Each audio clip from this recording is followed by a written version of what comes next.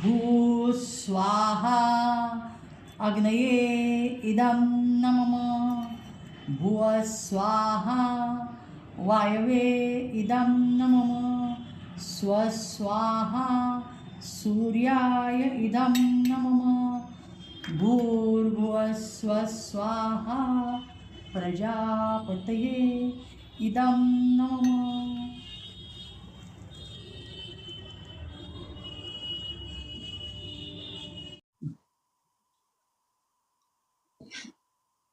नमस्कार.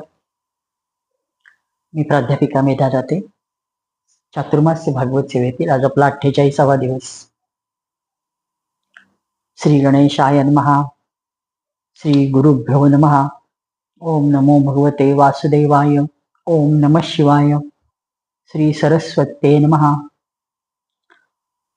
शिवस्तुती. भाललोचन भाललोचन भाललोचन धावरे भाललोचन भाललोचन भाललोचन पावरे पार्वतीवर चंद्रशेखर नागभूषण शांतधी ज्ञानदायक विश्वमोहक नाथ हा करुणापती भाव ठेवूनि मानसी दृढ कामदाहक कामदा श्री शिवा भजतो अशा मज बाधते नच आपदा भाललोचन भाललोचन भाललोचन धावरे भाललोचन भाललोचन भाललोचन पावरे. संतस्तुती. श्रीमत् शंकर देशिकेंद्र भगवान ज्ञानेश योगेश्वरम सन्मार्गी जनलावण्या क्षितितला आले तुको बापर साई दास गणू समर्थ गुरुया संत व्रजा भीतरी ठाके हो प्रभु हो प्रसन्न मज द्या सर्वांसवे श्रीहरी. गोपाल कृष्ण भगवान की जय.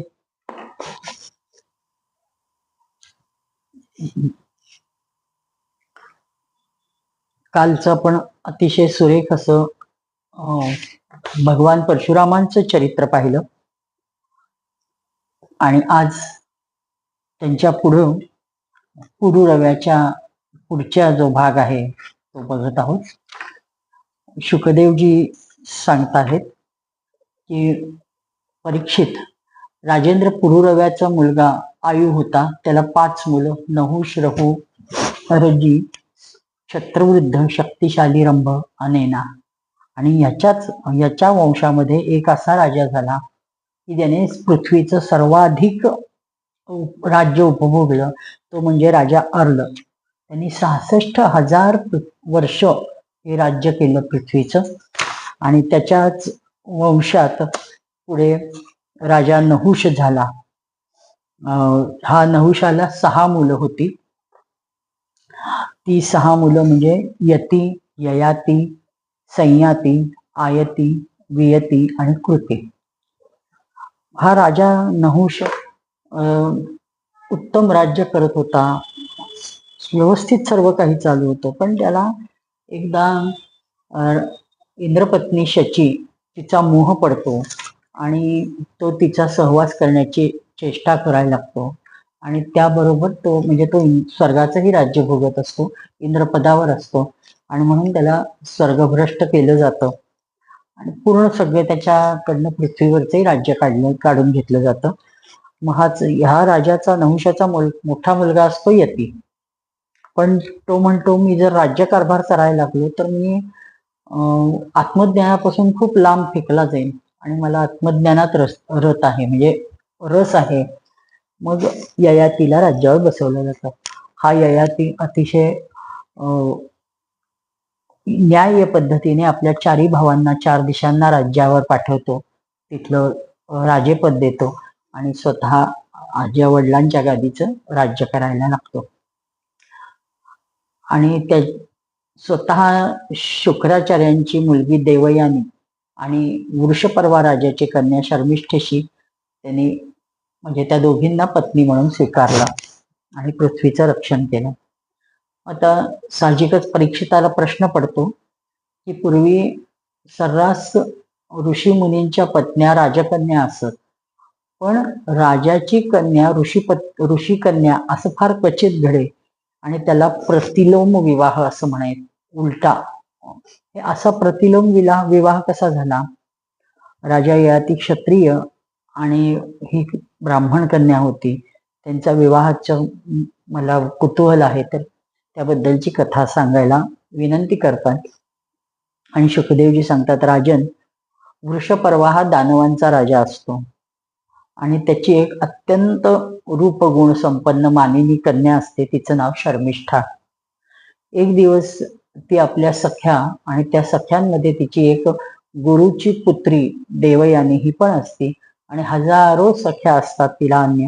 त्या सर्वांबरोबर राजधानीतल्या खूप मोठ्या श्रेष्ठ उद्यानात फिरायला जाते. त्या उद्यानात सुंदर फुलांनी फळांनी लगडलेलं असतं. सगळ्या खूप तिथला मौज मजा करतात, आनंद लुटतात, आणि सरोवरात कमळे उमललेली पाहतात, आणि मग त्याच्यावर भुंगे गुंजारव करत असतात. आणि खूप जलाशयाच्या जवळच गेल्यावर त्या सुंदर कन्यांनी त्यांच्या मनात येतं की आपण त्या जलविहार करावा. सगळ्या जणी आपली वस्त्रे उतरवून ठेवतात आणि तिथं त्या तलावात प्रवेश करतात आणि एकमेकींवर पाणी उडवतात. खूप मनसोक्त आनंद लुटतात. आणि त्याच वेळेस अचानक वरून कैलासपती शंकर आणि पार्वती चाललेली असतात. ते म्हणजे त्या येताना दिसतात. ते पाहून त्या सर्वच्या सर्व मुली एकदम लाजतात आणि त्या भराभर काठावर येऊन आपापली वस्त्रे परिधान करायला लागतात. आणि ह्या घाई गर्दीमध्ये अनावधानाने शर्मिष्ठा, इकडे शंकर तर तसे निघूनही जातात, पण ह्या ज्या मुली असतात त्यांनी भराभर कपडे घालायला सुरुवात केलेली असतात. त्या म्हणजे तो हे करतात, आपली वस्त्रे घालतातच, आणि तेवढ्यात ती शर्मिष्ठेने आपली वस्त्रे घातली आहेत हे देवयानीच्या लक्षात येतं. वास्तविक देवयानी ही वृषपर्वा राजाच्या पदरी असलेले गुरु शुक्राचार्य त्यांची कन्या असते, पण तिचा अहंकार प्रचंड असतो. ती त्या देवयानी इतकी चिडते की माझे कपडे तू घातलेस कसे, आणि माझे वडील इतके मोठे आहेत, श्रेष्ठ ऋषी आहेत, त्यांच्या म्हणजे किती जणांनी त्यांनी सांगितलंय कोण कोण त्यांना म्हणजे मान देतं. मग ती सांगते की प्रत्यक्ष म्हणजे ब्रह्मा, विष्णू, इंद्रदेव त्यांचे चरणी म्हणजे नमस्कार करतात, आणि परमात्मा जे श्रेष्ठ आहेत तेही ब्राह्मण म्हणून माझ्या वडिलांना मान देतात. आणि असं असताना तू असुर कुळातली आहेस, माझ्या वडिलांच्या शिष्याची मुलगी आहेस, आणि अतिशय म्हणजे जसं एखाद्या अशिक्षित माणसाने, म्हणजे ज्यांनी वेद शिकलेले नाही, जो क्षुद्र आहे, अशाने वेदांकडे पाहावे, तसे मी इतकी उच्च आहे असे स्वतःला उपमा लिहून घेते, आणि माझे कपडे घातले, आणि तुझे वडील हे माझ्या वडिलांच्या कृपेवर जगतात, त्यांचं राज्य चालू आहे. म्हणजे म्हणजे ह्या विषय पटत नाही शर्मिष्ठेला. शर्मिष्ठा इतकी चिडते, तिच्या क्रोधाने तिळपापड होतो. ती अक्षरशः नागिनीप्रमाणे फुत्कार टाकत असते आणि संतापते ती, आणि ती म्हणते भिकारडे, म्हणजे एकदम अत्यंत काय म्हणतात अपशब्द वापरून तिने तिची निंदा केलेली आहे की तू एवं शपंती शर्मिष्ठा गुरुपुत्री भाषत वृषा श्वसंती व दर्शिता चष्ट यच्छदा. म्हणजे क्रोधाने तीळ पापडून ती म्हणते की तू वाहत किती भात चालली आहेस, सांभाळ स्वतःला, तुला काही स्वतःची लायकी माहित आहे का नाही.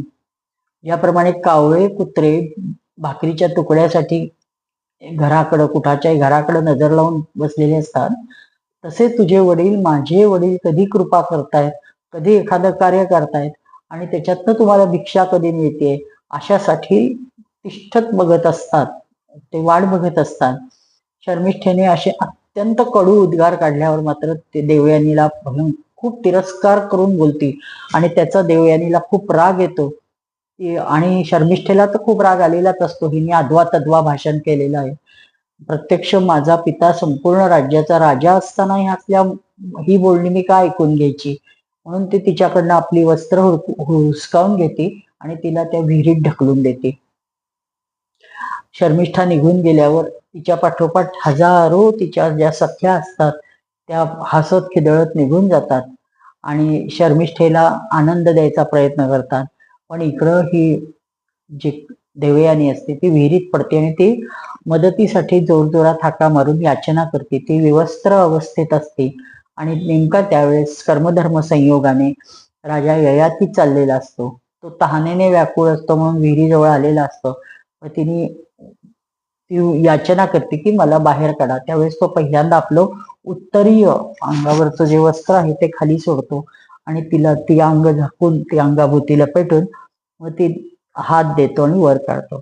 आणि देवयानी अत्यंत धीट आहे. खूप म्हणजे तिने वडिलांकडे शिक्षण घेतलेलं असतं, परिपूर्ण अभ्यास केलेला असतो. त्यामुळे तिच्यात एक प्रकारचं धाडसच आलेलं असतं. ती म्हणते की आता मी तुला हात दिलाय म्हणजे आता माझा हात दुसरा कोणी पकडू शकणार नाही. तर हे राजा तूच माझ्याशी विवाह करायचा.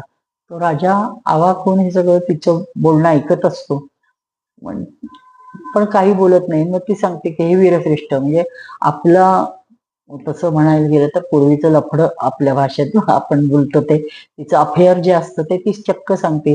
पूर्वी मी बृहस्पतीचा मुलगा कच यांनी माझ्या वडिलांकडे शिक्षण घ्यायला राहिला. त्याला संजीवनी विद्या हवी होती म्हणून तो गुप्तपणे राहिला आणि मी त्याला मी म्हणजे त्याच्याबद्दल अभिलाषा व्यक्त केली, आपण विवाह करू. त्यावेळेस त्यांनी मला नाकारले आणि मला शाप दिला की तुला कोणीच ब्राह्मण पती मिळणार नाही, तुला कोणीतरी क्षत्रिय पती मिळेल. आणि त्यांनी मला शाप दिलेला आहे, त्यामुळे मी कोणी माझं पाणी ग्रहण ब्राह्मण करणार नाही. तर ययातीला शास्त्र प्रतिकूलता ह्या निर्णयास आता मला असं वाटते की परमेश्वराने हे सर्व घडवून आणलं आणि तू माझा पत्नी म्हणून स्वीकार कर असं ती स्पष्टपणे सांगते. आणि तू जरी राजा असलास आणि मी ब्राह्मण कन्या असले तरी मला माझ्या शापानुसार पती हा क्षत्रियच मिळणार आहे. ययाती राजा ठीक आहे म्हणतो आणि तो निघून जातो. आणि मग ही देवयानी रडत रडत खूप मोठा कांगावा करत आपले वडील शुक्राचार्यांकडे पोचतील. तवर तिकडं शर्मिष्ठेने सुद्धा आपल्या वडिलांना सर्व काय जे घडलं ते सांगून टाकलेलं असतं. आणि म्हणजे तिच्याप्रमाणे ती योग्य आहे असं राजालाही वाटत असतं. पण आता शुक्राचार्यांकडे देवयानी आल्यावर काय घडतंय तिकडं त्याचं लक्ष लागतं. आणि देवयानी खूप वेळाने, कारण ह्या सगळ्या मुली आधी आलेल्या असतात, खूप वेळाने देवयानी येते आणि तिने हे वडिलांना सांगितलेलं असतं. आणि शुक्राचार्यांना खूप वाईट वाटतं आणि ते आपल्या पौरोहित्य कर्माची निंदा करतात आणि ते म्हणतात शेतात पिकवून जे येईल ते खावं किंवा बाजारातून आणून किंवा कबुतराप्रमाणे दाणे टिपून घेऊन असं जगणं तेच चांगलं. हे मी फार चुकीचं करतो या राजाच्या पदरी थांबून. आणि तो मुलीला घेतो म्हणतो नगराबाहेर चल आपण निघून जाऊ या राजाच्या राज्यातनं. आणि ते निघायला लागतात की वृषपर्वाला शंका येते की हे आपले गुरु चालले म्हणून, आणि समजा आपण काही बोलायला गेलो तर ते शाप देतील काय म्हणून ते त्यांच्या मागोमागे जातात, त्यांच्या पाया पडतात. शेवटी थांबवून त्यांना आडून पायावर डोकं टेकतात आणि माझं काही चुकलं असलं तर सांगा आणि तुमची जी इच्छा असेल ते घडेल. आणि इकडं तर ह्या शुक्राचार्यांनी जाणलेलं असतं की ययातीचा आपल्या मुलीने स्वीकार केलेला आहे, त्याला सांगितलेलं आहे. मग तो म्हणतो की माझी मुलगी जे म्हणेल त्याप्रमाणे सगळ्या गोष्टी घडायला हव्यात. तो म्हणतो ठीक आहे. आणि मग तुझ्या मुलीने तिची दासी व्हायचं. मी राजा ययातीशी माझ्या मुलीचं लग्न लावून देणार आहे. हे सांगितल्यावर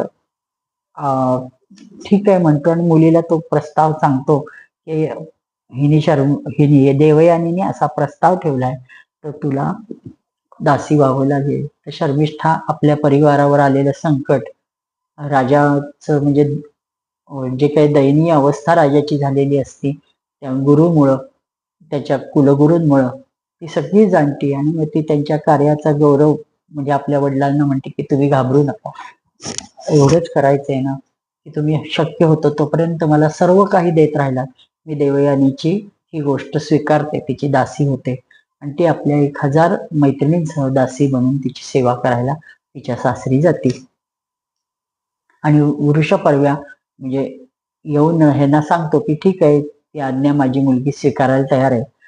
आणि मग जिथं कुठं म्हणजे तुझी मुलगी जाईल, देवयानी जाईल, तिथं माझी मुलगी दासी तू प्रेम स्वीकारायला तयार आहे. आणि मग शेवटी हा देवयानीचा विवाह ययातीशी लावून दिला जातो. पण एक गोष्ट, शुक्राचार्य आपल्या जावयाला मुलगी कन्यादान झाल्यानंतर तिला सोडून येताना महत्वाची सांगतात की काहीही कर राजन, पण माझ्या मुलीची श्रेष्ठ दासी शर्मिष्ठा तिला आपल्या अंथरुणात कधीही घेऊ नको, तिला कधीही तिथं आत येऊ देऊ नकोस. परीक्षित, पण गंमत अशी होती की काही दिवसांनी देवयानी पुत्रवती होती आणि मग शर्मिष्ठेलाही ऋतुकाळात म्हणजे अशी अभिलाषा होती की आपल्याला पुत्र हवा. आणि मग ती ययातीची एकांतात भेट घेते आणि त्याला आपल्या सहवासाची अपेक्षा स्पष्ट करते. तेव्हा शर्मिष्ठेची पुत्रप्राप्तीसाठी प्रार्थना धर्मसंगत आहे हे पाहून धर्मज्ञ राजा ययातीने शुक्राचार्यांची गोष्ट लक्षात आहे तरी सुद्धा तिच्या इच्छेला प्राधान्य देतात आणि त्याप्रमाणे वागतात आणि मग शर्मिष्ठेचा पत्नी म्हणून स्वीकार करतात. ह्या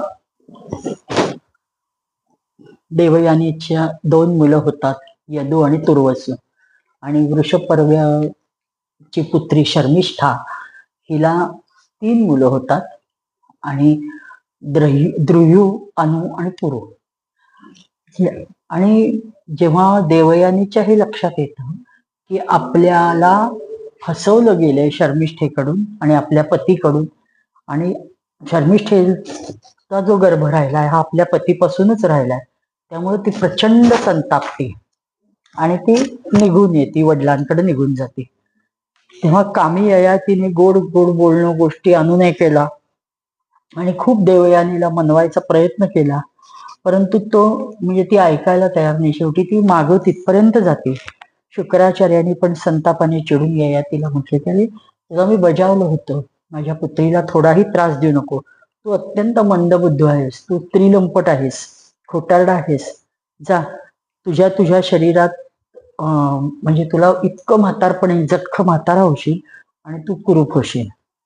ययाती म्हणाला, ब्रह्मन, आपल्या मुलीबरोबर विषयभोग करत करत माझी अजून तृप्ती झाली नाही. आपल्या या शापामुळे तुम्हाला कळतंय का, माझ्या एवढंच नुकसान तुमच्या पुत्रीचं पण होत आहे, तिचंही अनिष्टच होणार आहे, तर कृपा करा आणि हा शाप मागं घ्या. त्यावेळी शुक्राचार्य म्हणाले, ठीक आहे, जा, जो प्रसन्नपणे कोणत्याही म्हणजे मुद्दाम नाही, त्याच्यावर दबाव आणून नाही, जो प्रसन्नपणे तुला आपली जवानी देईल त्याच्या मोबदल्यात तुला वृद्धत्व तुझे जाईल आणि ते तू पुन्हा एकदा तरुण होशील. शुक्राचार्यांनी अशी व्यवस्था केल्यावर मग हा राजधानीत येतो आणि खूप तोपर्यंत तो जख्ख म्हातारा झालेला असतो.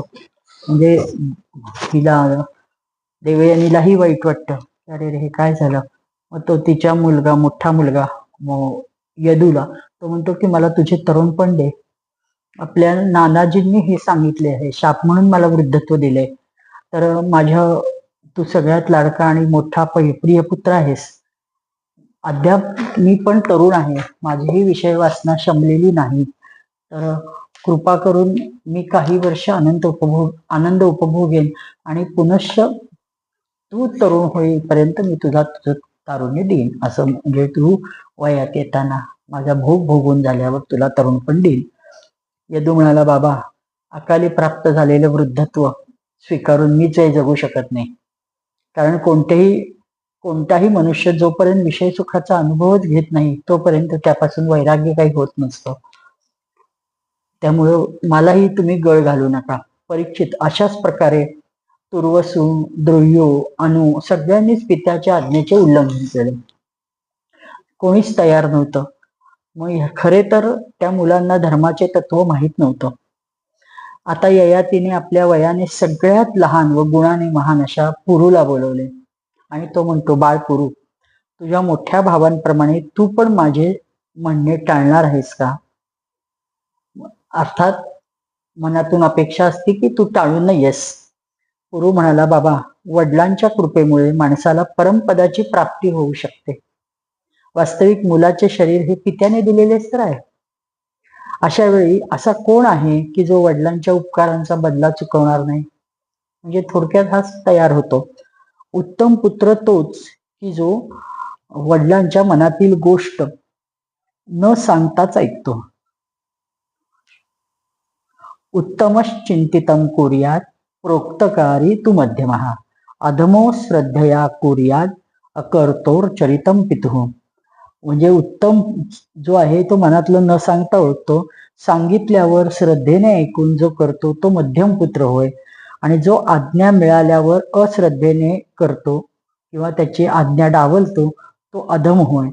जो कोणत्याही प्रकारे वडिलांची आज्ञा पालन करत नाही त्याला पुत्र म्हणायची तरी चूक का करायची?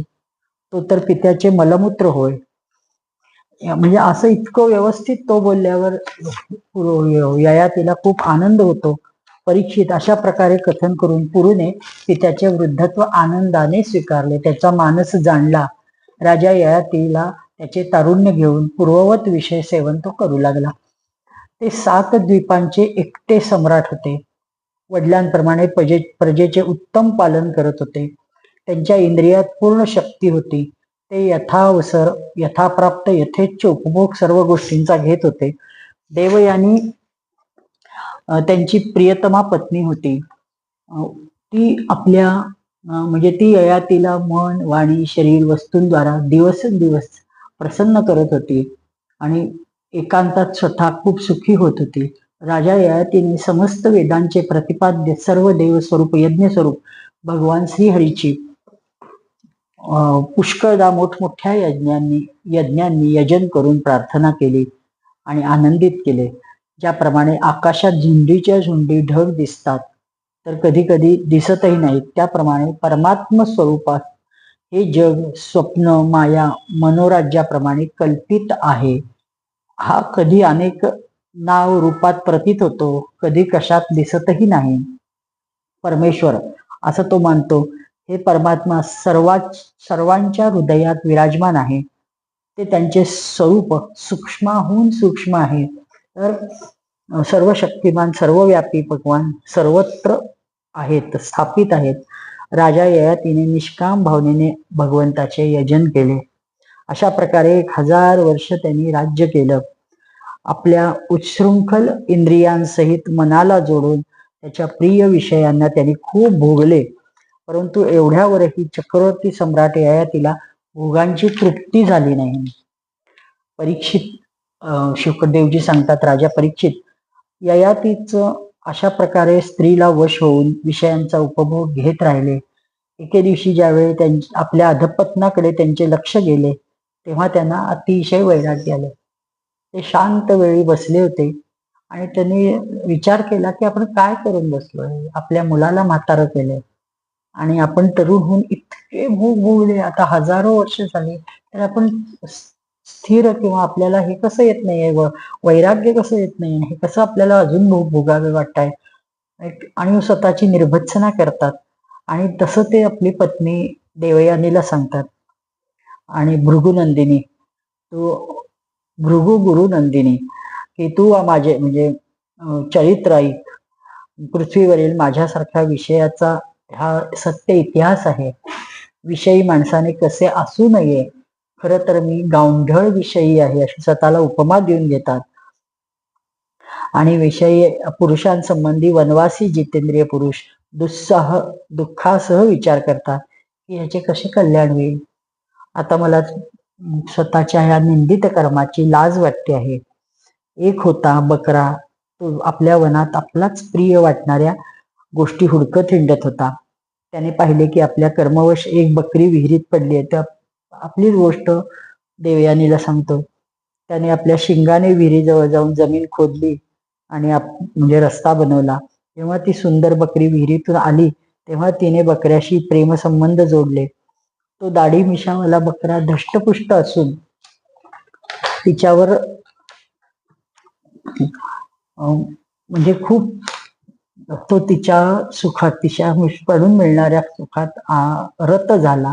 जेव्हा दुसऱ्या बकऱ्याने पाहिले की तो विहिरीत पडलेल्या बकरीने त्या बकऱ्याला आपल्या प्रेमपात्र बनवले तेव्हा अन्य सर्व बकऱ्यांनी त्यालाच आपले पती केले.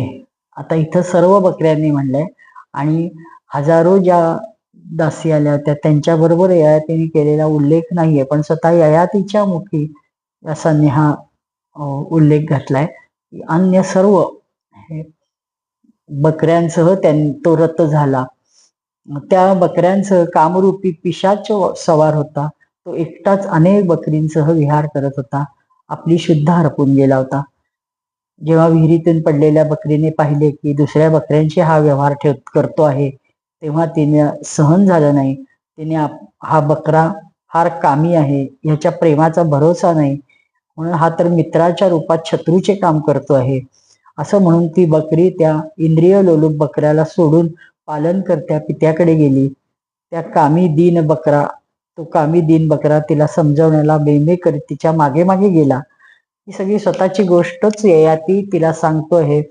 आणि त्या बकरीचा एक स्वामी ब्राह्मण होता. त्याने क्रोधात येऊन बकऱ्याला लटकणाऱ्या अंडकोशाला छाटले, पण नंतर त्या बकरीच्या भल्यासाठी पुन्हा जोडले. आणि अशा प्रकारे बरेचसे उपाय माहीत होते त्यांना. तिने अंडकोश जोडल्यावर त्या बकऱ्याबरोबर विहिरीतील बकरीशी बरेच वर्ष विषय भोग भोगला, परंतु अद्याप आज तागायत त्याच्या विषय भोग भोगून तो थांबत नाहीये. मनाला शांती मिळत नाहीये किंवा तृप्ती होत नाहीये. हे सुंदरी, माझी हीच दशा आहे. मी तुझ्या प्रेमपाशात बांधून दीन झालोय. तुझ्या मायेने मोहित होऊन स्वतःला विसरून गेलोय. पृथ्वीवर जितके धान्य किंवा तांदूळ जवसादी आहे, सुवर्ण, पशु, स्त्रिया आहेत, ते सर्वच्या सर्व मिळून पण त्या पुरुषाच्या मनास संतुष्ट करूच शकत नाही की जे कामना प्रहाराने जर्जर आहेत. विषय भोगल्यावर भोगवासना शांतच होत नाही. उलट तुपाच्या आहुतीने जसा आग भडकते तसं भोग प्रबळ होतात. माणूस जेव्हा कोणताही प्राणी आणि कोणत्याही वस्तूवर रागद्वेषाचा भाव ठेवत नाही तेव्हा तो समदर्शी होतो. तो खूप म्हणजे वैराग्य आपल्याला प्राप्त झालंय हे सांगायसाठी प्रस्तावना खूप प्रकारे करतो. म्हणून मी आता भोगतृष्णेचा परित्याग करून आपले अंतःकरण परमात्म्यात समर्पित करू इच्छितो. शीत उष्ण सुख दुःख आदी भावांच्या वर अहंकार मुक्त होऊन वनात विहार करू इच्छितो. परीक्षित, ययातीने आपल्या पत्नीला अशा प्रकारे सांगून पुरुचे तारुण्य मी त्याला परत देतोय आणि आपले वृद्धत्व घेतले त्याने, त्या मोबदल्यात मी त्याला राज्य देतोय हे सांगतो. आणि त्यानंतर त्यांनी दक्षिण पूर्व दिशा ध्रुव, दक्षिणेत यदू, पश्चिमेत पूर्वसू आणि उत्तरेत अनुला राज्य वाटलं.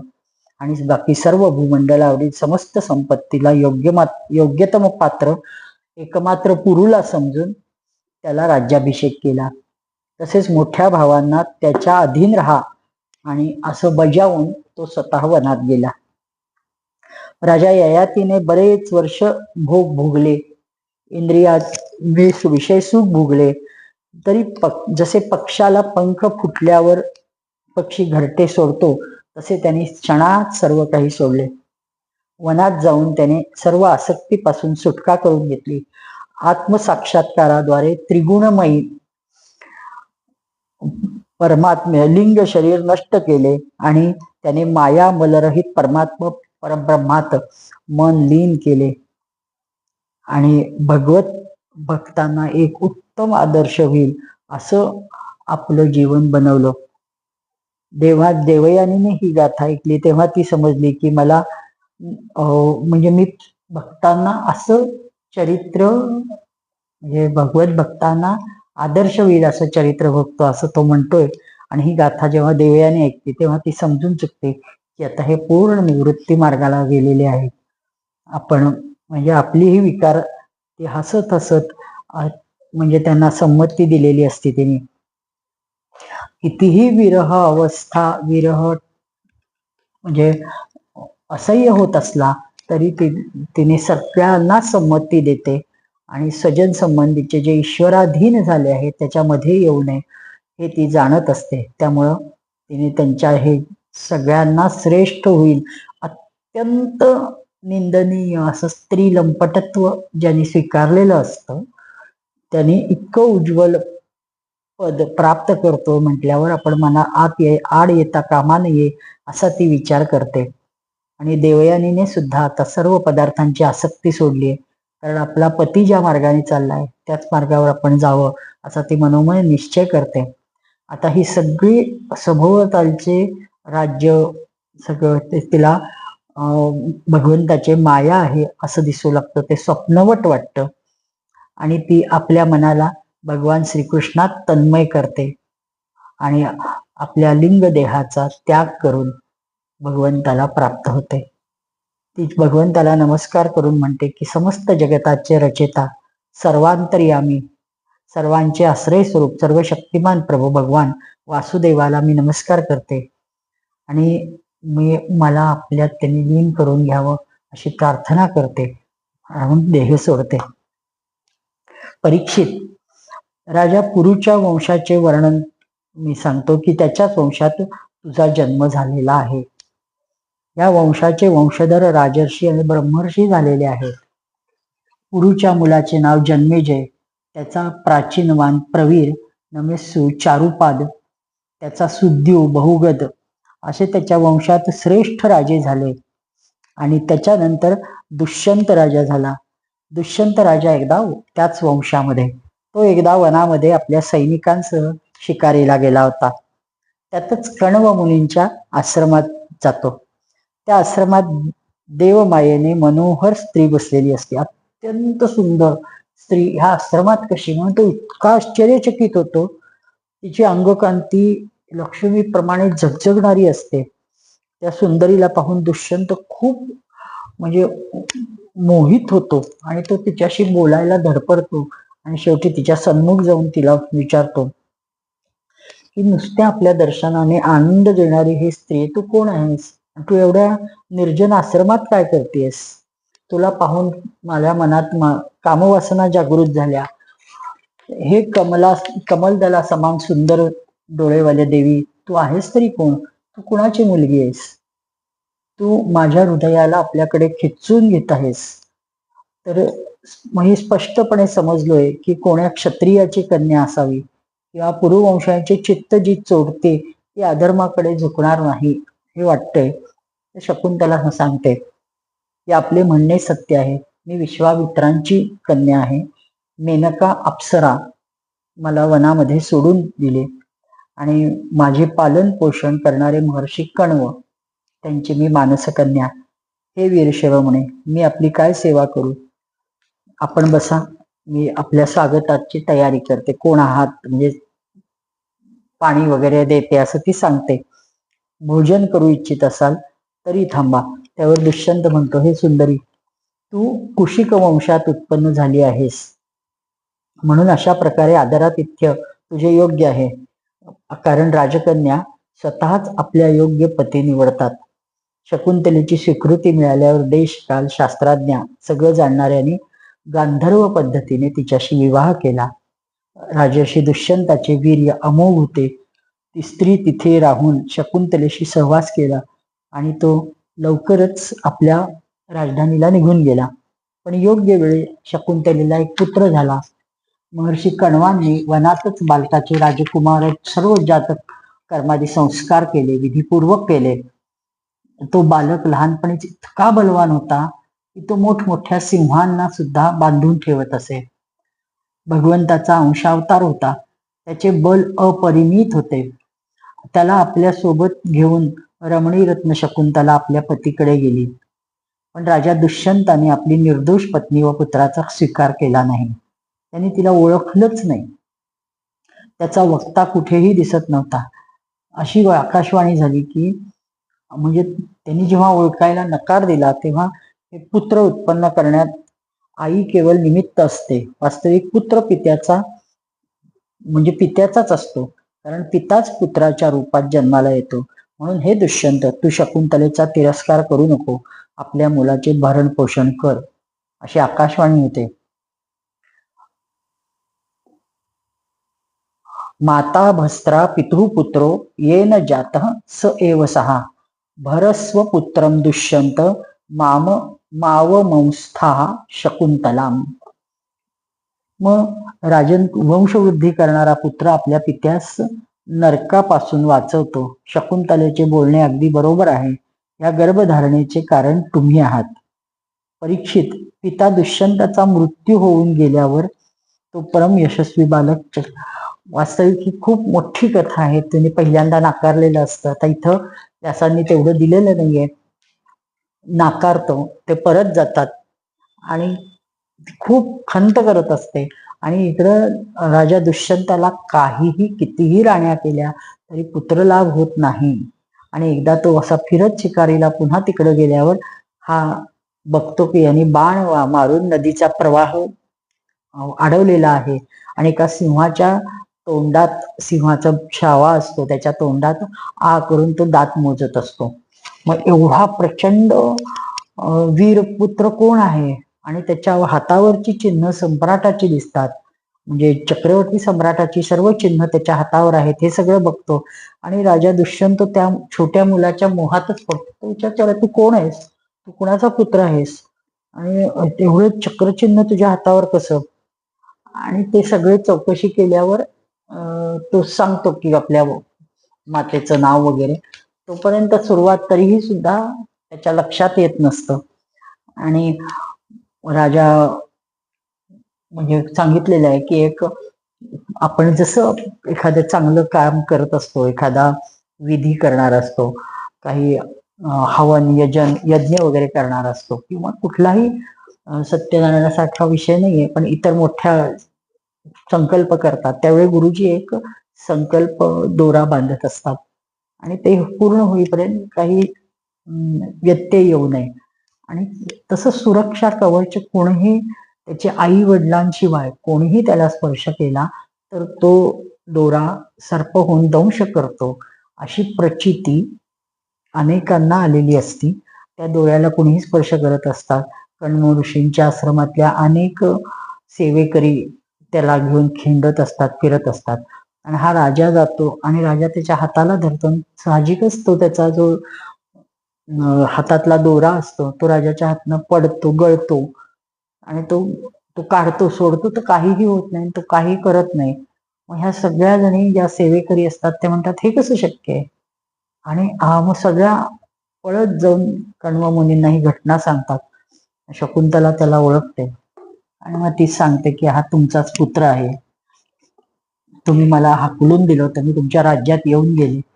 हे सगळं ऐकल्यावर तो ओळखतो आणि त्याला तिला दिलेली अंगठी ती माशाने गिळलेली असते, ते माशाची शिकार केलेली असते आणि त्या कोळ्याने ती आणून दिलेली असते आणि ती घातल्यावर तिचं स्मरण झालेलं असतं की ही शकुंतला आपल्याकडे येऊन गेली होती. आणि ते आज त्याला आठवतं की हो मला आठवलंय आणि हा माझाच पुत्र आहे. मग तो सन्मानाने त्यांना घेऊन जातो आणि पुढे हा चक्रवर्ती सम्राट होतो. राजा भरताने मग त्याच्याच ह्याच्यात भरत होतो ममता पुत्र दीर्घतमा मुनींना पुरोहित बनवून गंगा तटावर म्हणजे मोठा यज्ञ करतात. त्या यज्ञामध्ये अपार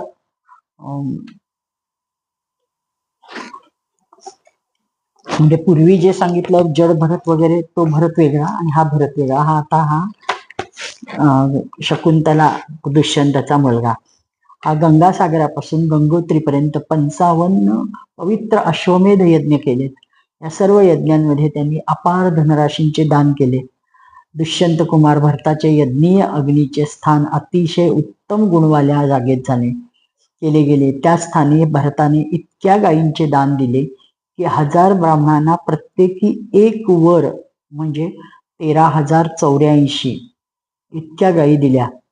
म्हणजे अर्थात एकूण म्हणजे त्या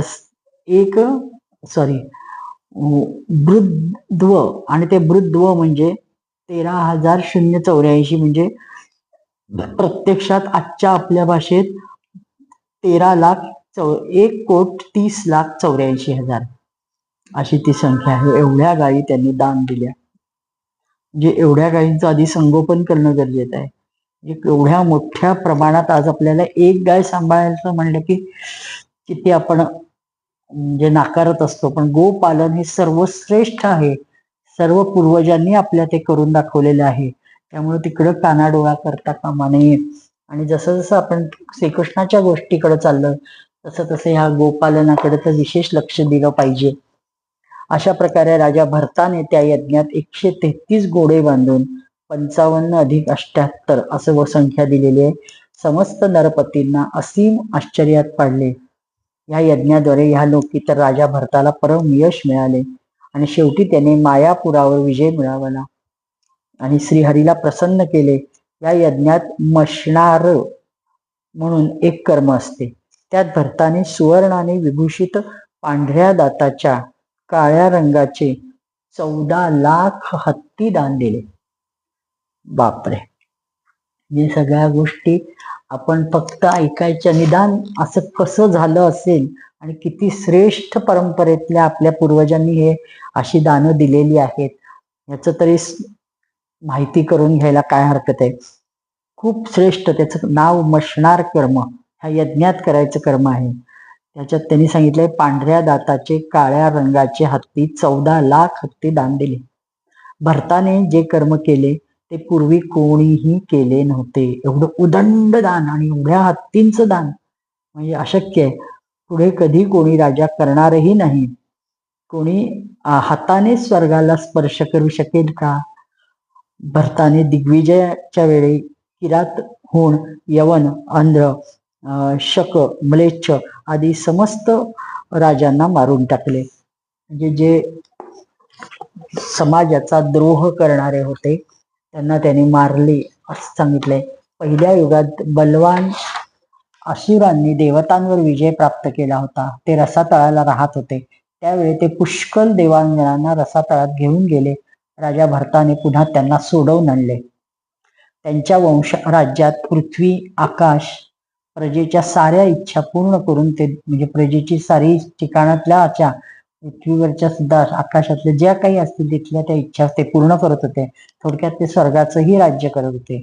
भरताने 27,000 समस्त दिशांवर एकछत्री राज्य केलं. सर्व दिशांवर केलं.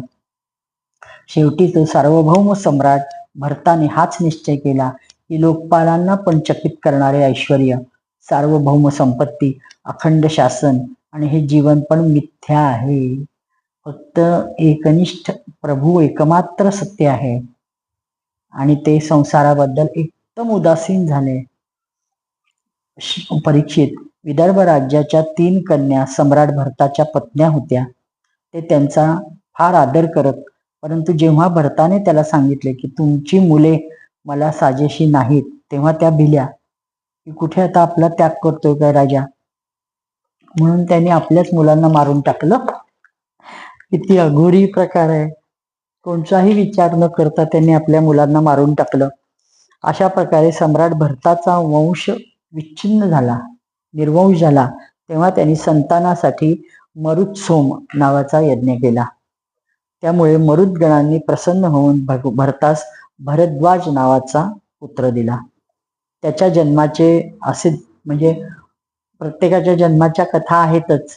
त्याच्या जन्माच्या वेळी बृहस्पतीने आपला भाऊ उतथ्य ही बायको गर्भवती असताना तिच्याशी मैथून करू इच्छिले.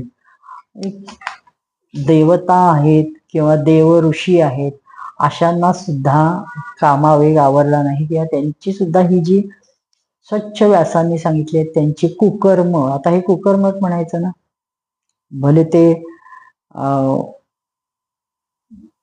देवांचे गुरु आहेत बृहस्पती, तर किती माननीय पद आहे, पण किती क्षुद्र आणि हलकं काम त्यांनी केलंय. आपला भाऊ उतथ्य त्याच्या बायकोशी ती गर्भवती असताना मैथून करू इच्छिले. त्यावेळी गर्भात जो बालक होता दीर्घतमा त्याने इन्कार केला.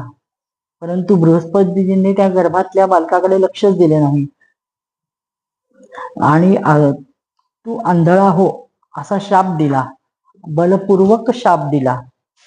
आणि त्यावेळेस आणि ती त्याची उतथ्याची पत्नी खूप घाबरती. ती म्हणते की माझ्या नवऱ्यावर माझं प्रेम आहे, तो माझा त्याग न करो. आणि ह्या बृहस्पतीपासून होणाऱ्या मुलाला त्यागायचे असं ती मनोमन ठरवते. तर त्यावेळी देवतांनी गर्भस्थ शिशूच्या नावाचे निर्वचन करत म्हटले की अरे बृहस्पती तिला सांगतात, अरे मूढा, हा माझा औरस पुत्र, माझ्या भावाचा क्षेत्रज्ञ पुत्र, त्या दोघांचा पुत्र द्वाज आहे, म्हणजे मिळून होणारा. त्यासाठी तू न भीता त्याचे भरण पोषण कर, तिला सांगतात ते. आणि आपल्या दोघांचा पुत्र आहे म्हणून तुम्हीच याचे भरण पोषण करा. ती ममता म्हणाली की बृहस्पती, हा माझ्या पतीचा म्हणजे पुत्र आहे आणि तुमचाही आहे, त्यामुळे तुम्हीच करा.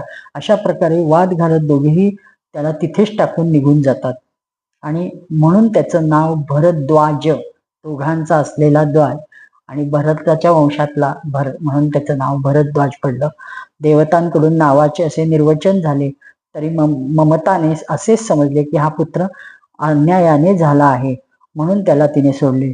आणि म्हणून मरुद्गणांनी पण त्याचे पालन पोषण केले. नष्ट भरताचा वंश व्हायला लागला तेव्हा तो त्याचा पुत्र म्हणून त्याच्या गादीवर बसला. खूप अजब अजब ह्या भागवतातल्या कथा आहेत. असं संपूर्ण कथा बघा. श्रीकृष्णार्पणमस्तु. जय हो जय श्री भागवता, आरती करू तुझ भगवंता.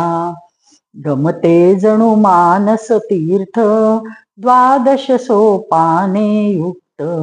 निर्मल भक्ती जले भरित, विहरे हरिहंस चित्त.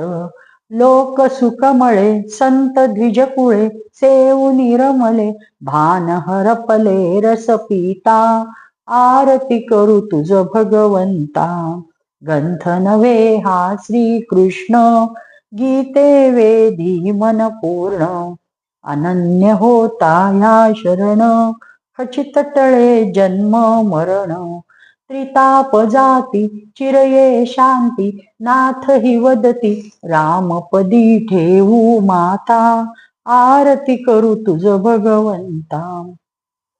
करुणानिधे प्रभोनो, दोषान् क्षमस्व भगवन्.